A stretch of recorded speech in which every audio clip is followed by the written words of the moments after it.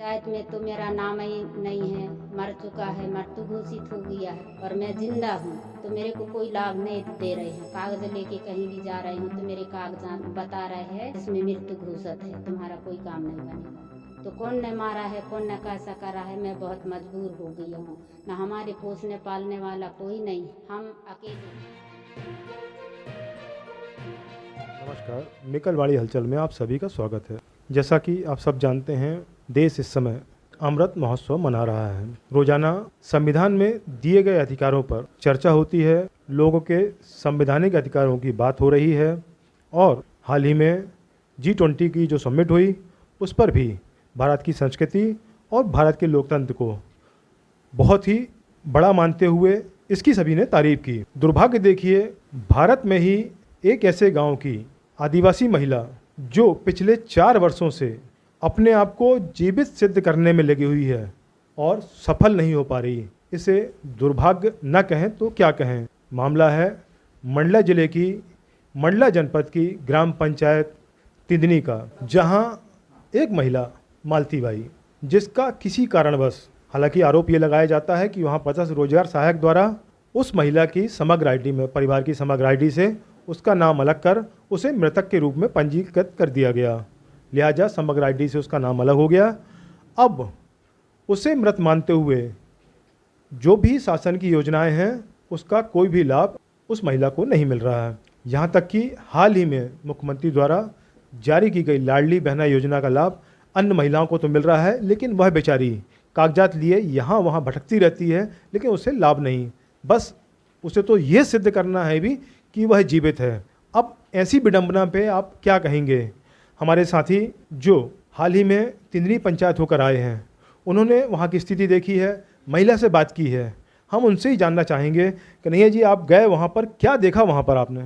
वहाँ पर मुझे पता चला कि एक महिला है जो गरीब परिवार की है, आदिवासी है, उसे मृत घोषित कर दिया गया है और संबंधित पोर्टल में 4 मई 2019 को उसे मृत घोषित किया गया है और 7 अक्टूबर 2019 को उसे रोजगार सहायक के द्वारा जो है पोर्टल में रिपोर्टिंग की गई है। अब ये 4 साल हो गया।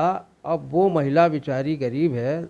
जब मैं गया तो वो दूसरे के खेतों में काम करने के लिए मजदूरी में गई हुई थी। जब मैं उसके पास गया तो वो बहुत दयनीय स्थिति में थी और उन्होंने बताया, कल्पना कीजिए कि इस समय सरकार की विभिन्न योजनाएं महिलाओं के लिए लागू है। हर महिलाएं अपना अपना फॉर्म लेके शासन की योजनाओं का लाभ ले रही हैं, जैसा कि लाडली बहना है, लाडली मुख्यमंत्री आवास योजना है। लेकिन वो बेचारी सहमे अपने अपने कागज़ों को लेके ग्राम पंचायत में कई बार जाती है, लेकिन उसे कोई लाभ नहीं मिल रहा है।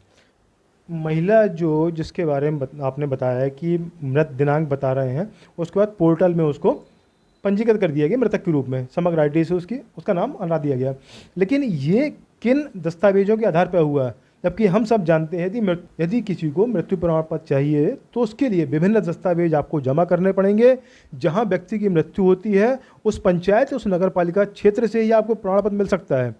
लेकिन बिना प्रमाण पत्र या दस्तावेज के आधार पर इस तरह पोर्टल में किसी को मृत घोषित कर देना और उसका नाम आईडी से अलग कर देना, और आज 4 साल से भटक रही महिला, क्या कहेंगे इस पर? ये तो बड़ी ही जिम्मेदारों की घोर लापरवाही है और इसमें एक लंबे जांच की आवश्यकता है। कई बार ऐसा होता है कि किसी को मृत घोषित करके आजकल हमारी शासन के द्वारा जो है मृत्यु उपरांत भी कुछ राशि और लाभ मिलता है। तो कहीं ऐसा तो नहीं कि उसे मृत घोषित करके उसे शासन की योजना का कोई लाभ लिया गया हो और वो निरक्षर महिला है, क्यूस बैंक में इनके खाते रहते हैं, तो हो सकता है कि अंगूठा लगवा करके और कुछ राशि का आहरण कर लिया गया हो इस वजह से। नहीं तो अगर कुछ त्रुटि होती तो 4 सालों में संबंधित जिम्मेदारों को सूचना मिलने पर उसे ठीक किया जा सकता। लेकिन आज पूरे 4 साल हो गए हैं और उसको ठीक नहीं किया जा रहा, तो इसका मतलब कुछ और भी हो सकता है।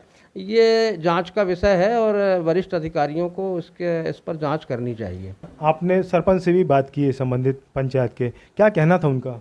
क्योंकि ये मामला वर्ष 2019 का है, पिछले कार्यकाल का है।